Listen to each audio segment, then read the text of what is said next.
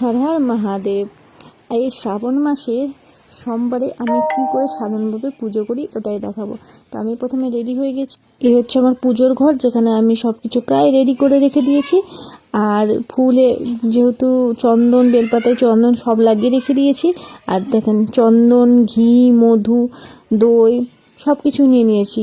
আর এই যে ঘিয়ের প্রদীপ, আর এখানে আমি আকন্দ ফুলের মালা গেঁথেছি নিজের হাতে, কোনো কেনা নাই। আর এখানে শিব ঠাকুরের জন্য পৈতা করেছি, সেটা যেটা শিব ঠাকুর দেবো। আর এখানে শিব ঠাকুরের জন্য 5 রকমের ফল, আর এই ফলগুলো কেটে থালায় প্রসাদ করে দেবো। আর এই যে হচ্ছে এখানে অখণ্ড আতপ চাল এবং কালো জিরে রয়েছে, যেটা আমি শিব ঠাকুরকে অর্পণ করব। তো এখানে দেখেন ফুল, বেলপাতা সব নিয়ে নিয়েছি, সব কিছুতেই কিন্তু চন্দন লাগিয়ে দিয়েছি। আর সামনে তুলসীর পাতাও দেখতে পাচ্ছেন এসের উপরে, সেটা আমি শ্রীকৃষ্ণকে অর্পণ করব। তো চলুন, আমার যেহেতু 2টো করে পুজো করতে হয়, তাই